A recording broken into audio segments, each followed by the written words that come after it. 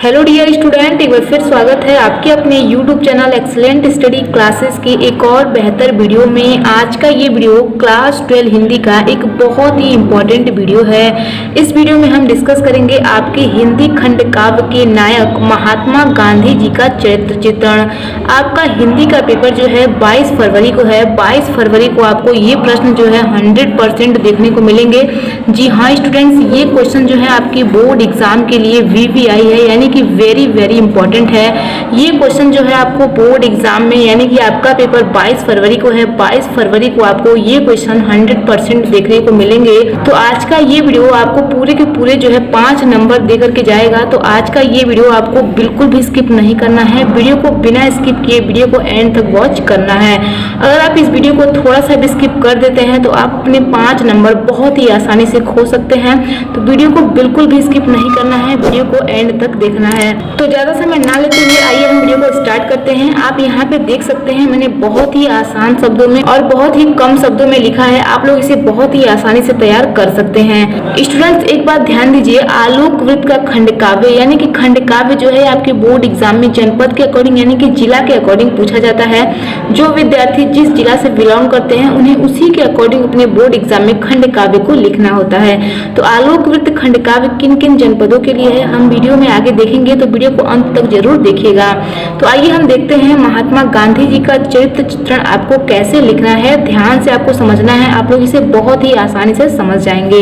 तो यहाँ पे आप ध्यान देंगे, सबसे पहले जो आपको हेडिंग डालना है महात्मा गांधी जी का चरित्र चित्रण।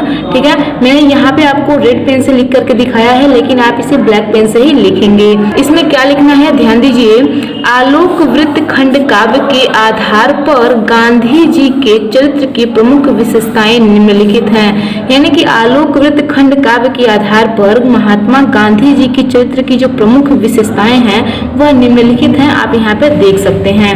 तो यहाँ पे जो सबसे पहली हेडिंग है वो है आपका सामान्य मानवीय दुर्बलताएं, यानी कि सामान्य मनुष्य की कुछ कमजोरियां होती हैं। ठीक है, उसी प्रकार से महात्मा गांधी जी की भी कुछ कमजोरियां रही होंगी।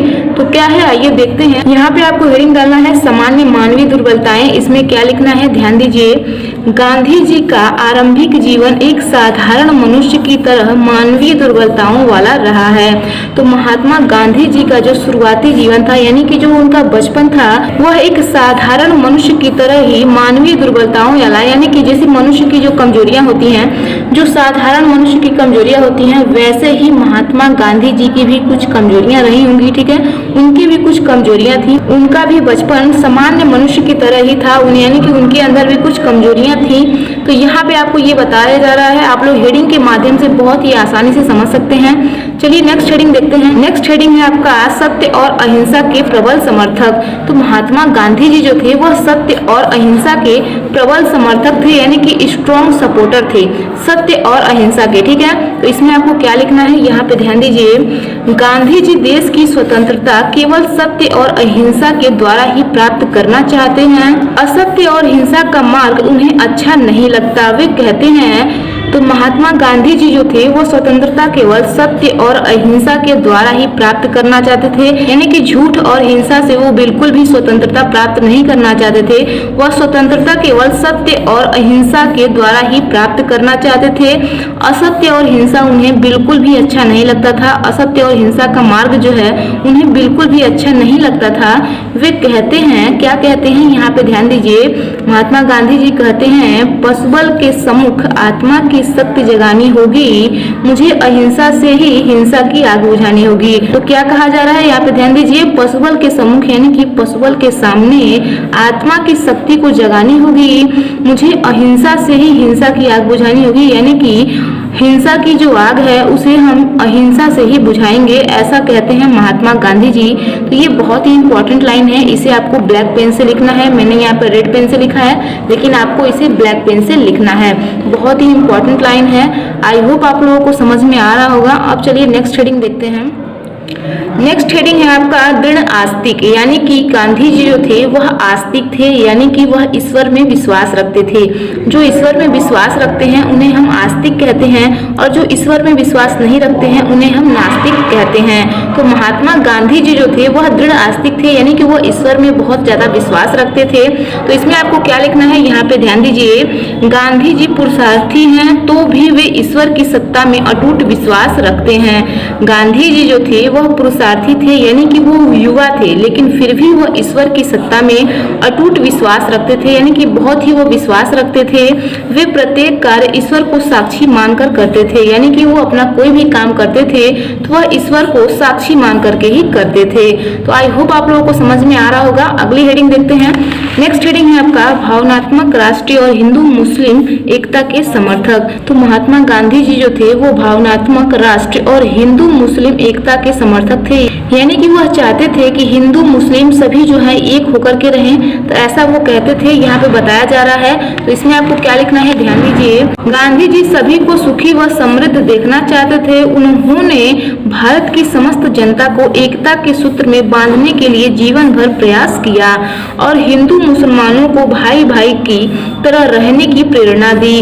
तो महात्मा गांधी जी जो थे वह सभी को सुखी और समृद्ध देखना चाहते थे। उन्होंने भारत की समस्त जनता को, यानी कि सभी जनता को एकता के सूत्र में, यानी कि एक होने के लिए, एकता के सूत्र में बांधने के लिए जीवन भर उन्होंने प्रयास किया और हिंदू मुसलमानों को भाई भाई की तरह रहने की प्रेरणा दी। ठीक है, उनका कहना था, क्या कहना था, यहाँ पे ध्यान दीजिए, यदि मिलकर इस राष्ट्र यज्ञ में सब कर्तव्य निभाएंगे अपना, एक वर्ष में ही पूरा हो मेरा राम राज्य का सपना। तो महात्मा गांधी जी कहते थे यदि मिलकर इस राष्ट्र यज्ञ में सब कर्तव्य निभाएंगे अपना, यानी कि जब सभी लोग अपना कर्तव्य निभाएंगे इस राष्ट्र यज्ञ में, तो एक वर्ष में, यानी कि एक साल में ही पूरा हो मेरा राम राज्य का सपना। तो एक वर्ष में ही, यानी कि एक साल में ही मेरा राम राज्य का जो सपना है वो पूरा हो जाएगा। तो यहाँ पे गांधी जी का चरित्र चित्रण जो है समाप्त होता है। आपको इतना ही लिखना है, क्योंकि ये आपके बोर्ड एग्जाम में 5 नंबर के ही पूछे जाते हैं, तो आपको ज्यादा नहीं लिखना होता है, उतना ही लिखिए जितना आपसे बोर्ड एग्जाम में बोला जा रहा है। तो यदि आप इतना लिखते हैं तो आपको पूरे के पूरे मार्क्स दिए जाएंगे, पूरे के पूरे आपको 5 नंबर दिए जाएंगे। आपको एक अच्छी हैंडराइटिंग में लिखना है, बहुत ही आसान तरीके से मैंने आपको समझाया है। आई होप आप लोगों को समझ में आया होगा। तो कैसी लगी ये वीडियो नीचे कमेंट बॉक्स में कमेंट करके जरूर बताइएगा, और वीडियो पसंद आई हो तो वीडियो को लाइक कर दीजिए। एंड चैनल पर नए हैं, चैनल को अभी तक सब्सक्राइब नहीं किए हैं तो चैनल को सब्सक्राइब करके बेल आइकन को प्रेस कर दीजिए। स्टूडेंट्स, अगर आप लोग इसका पीडीएफ डाउनलोड करना चाहते हैं तो इसका पीडीएफ जो है हम टेलीग्राम पे दे दिए हैं, आप लोग टेलीग्राम से इसका पीडीएफ डाउनलोड कर सकते हैं। अगर आप लोग अभी तक टेलीग्राम से नहीं जुड़े हैं तो टेलीग्राम का लिंक जो है इस वीडियो के डिस्क्रिप्शन में दिया गया है, आप लोग इस वीडियो के डिस्क्रिप्शन में जाकर के टेलीग्राम से जुड़ सकते हैं और वहां से इसका पीडीएफ डाउनलोड कर सकते हैं।